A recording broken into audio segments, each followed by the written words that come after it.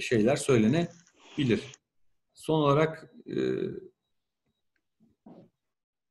öksürükle alakalı sinüs görüntülemesi nadiren sebep olabilir. Hani demiştik ya, bazen az bulunan yerdeki reseptörlerin uyarılması diye. Mesela kulak içinde var. Mesela kulakta bir yabancı cisim nedeniyle öksürük varsa, kulak içerisindeki yabancı cisim çıkarıldıktan sonra hastanın öksürüğü geçiyor. Böyle case reportlar var.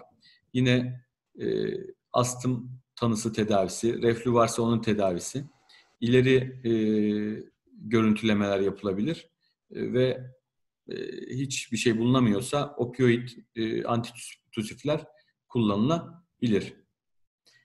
İkinci konu hıçkırık.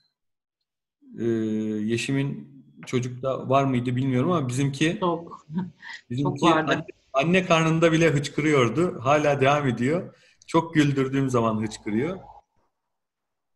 Bu da inspiratuar solunum kaslarının istemsiz kontraksiyonu. Bir koruyucu amacı yok. Frenik sinir vagus ve torasik sempatik zincir burada rol alıyor.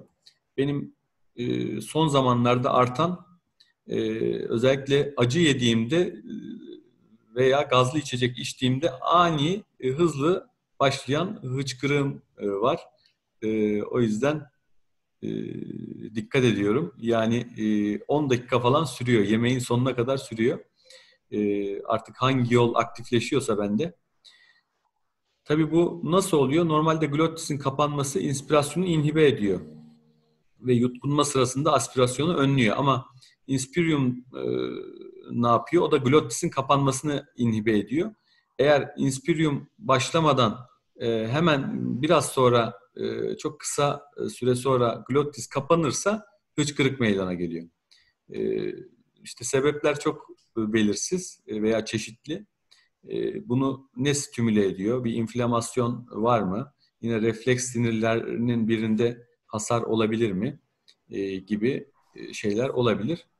Ayrıcı tanısında neler var? Mide distansiyonu, yani aşırı yemek yeme. Biraz önce Yusuf abi bahsediyordu. O işte beslenmenin ikinci fazı. Mide artık e, tamamen açtım size yolu, ne istiyorsan ye dedikten sonra hıçkırık başlayabilir. Alkoliklerde çok var. Aşırı sigara içenlerde yine var. Psikojenik de olabilir. Kronik sebepler tabii daha organik sebepleri içeriyor. Mesela santral sinir sisteminin lezyonları, vagal veya frenik sinir iritasyonu, metabolik sebepler, genel anestezinin hıçkırık yaptığıyla alakalı şeyler var. Cerrahi prosedürler, özellikle o bölgenin cerrahisi. Yine biraz önce bahsetmiştim, timpanik membrana dokunan bir kulak içi yabancı cisim. Özellikle saç kılı mesela giriyor, sizi öksürtüyor. Bir kulak muayenesi sonrasında öksürük, hıçkırık geçebiliyor. Spesifik nedenler var mı diye tanıda soruyoruz. Uyku esnasında oluyor mu? Ondan sonra bu özellikle psikojenik sebeplerin ayrıcı tanısında sorulabilir. Son 10 dakikamızmış. X-ray'de intratorasik bir patoloji olabilir. Mesela sinire bası yapan bir kitle, ilk semptomu bu olabilir. Diyafram hareketleri de fluoroskopi ile bakılabilir ama bunlar bizim işimiz değil tabii ki. Tedavisinde bazı manevralar işe yarayabilir. Özellikle kulaktaki yabancı cismin çıkarılması, işte Şeker yutma. Çay kaşığı, Çay kaşığı şeker yutmak. şekerin şeyde yani aşırı hiper konsantre bir şekerin ağza alınması onu inhibe ediyor. Veya buzlu su veya hızlı bir şekilde su içerek bunu tedavi etmeye çalışabiliriz. Amaç nedir? Burada faringsi uyararak vagusu inhibe etmek. Etkinliği, üstünlüğü bunların birbirine yok. Genelde bize işte ne yaparsam yapayım geçmedi diyenler geliyor. Onlara da ilaç kullanıyoruz. En çok klorpromazin, largaktil kullanıyoruz. Onun da biliyorsunuz sistemik yan etkileri var. Çok ciddi hipotansiyon yapıyor. Bol SF'le beraber vermek gerekir. Bir de tabii bunların ekstrapiramidal yan etkileri falan da oluyor. Norodol gibi yine diğer nöroleptikler. Ne var burada? Gabapentin mesela işte global inhibitör, nörojenik ajan, bunlar da kullanılabilir. Son 10 dakikada da o zaman pleural efüzyona geçmeden siyanozdan bahsedelim. Sakarya'da söylediğim şeyi burada da söyleyeyim. Ya bize böyle gelmiyorlar. Hatta bir hasta anlatayım hızlıca. Kayseri'de gelmişti. Orası soğuk memleket. Bir kız geldi. Elleri mosmor. Ondan sonra işte Rayno var mı falan filan dedik. Yok dedi. Eski bir hastalığım yok dedi. Ondan sonra soğukta oldu ama galiba, yani yeni tanımlı diye. Sonra ya dikkatimizi çekti. Sen dedik bir ellerini yıkar mısın? Gitti elini yıkadı. Meğer boyaymış. Mürekkep. Üşüdüğü için yeni aldığı kotuna ellerini çok sürmüş. Ondan sonra ellerim morardı diye geliyor. Yeni kotun boyası çıkmış. Ondan sonra elini yıkayıp hastayı taburcu ettik. Ama kötü bir şey oldu.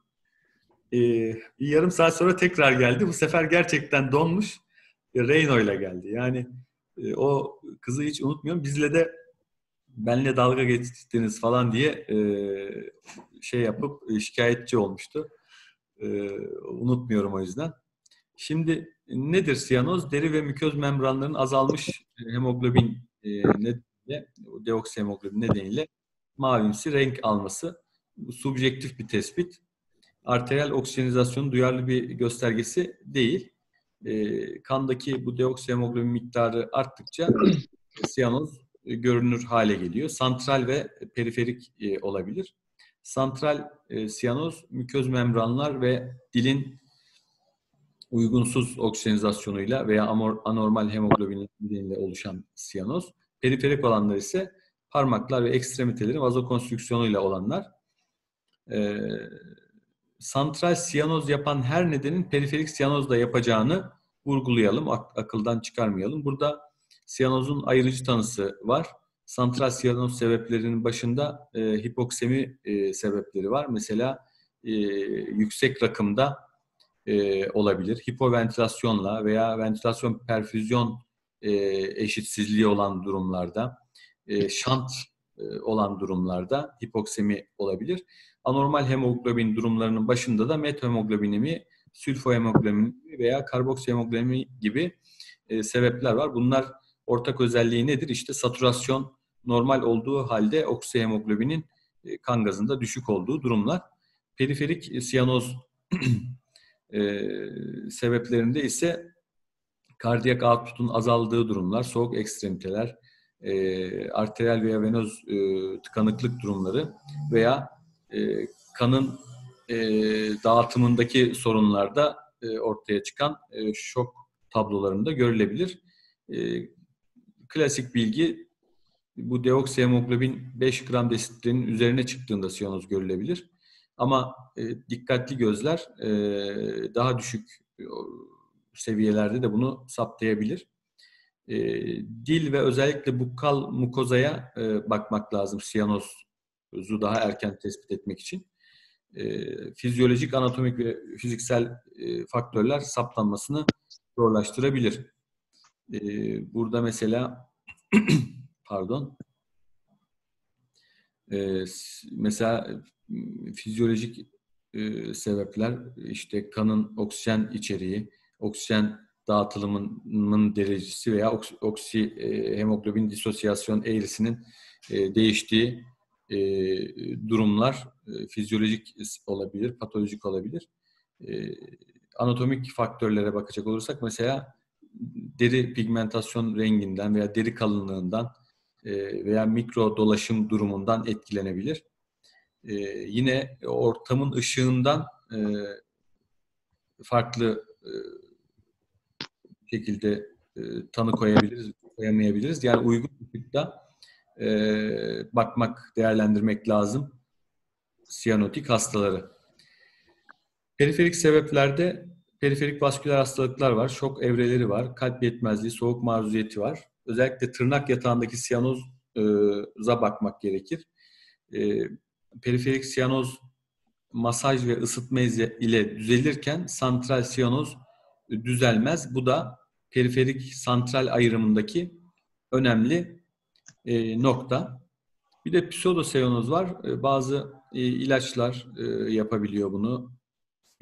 Bazı ağır metaller yapabiliyor. Dudaklar ve müköz membranlar normal. Cilde basıncı azalmıyor. Güneş gören yerler daha hassas oluyor pseudosiyanoz durumunda. Tanısında pulse oksimetreye bakıyoruz. Ama dediğimiz gibi bizi yanıltabilir. Özellikle kan gazıyla teyit etmemiz. Aradaki fark bize methemoglobin veya karboksihemoglobin düzeyini verir. Santral siyanozda parsiyel oksijen basıncını daha düşük, periferikte normal bulabiliriz.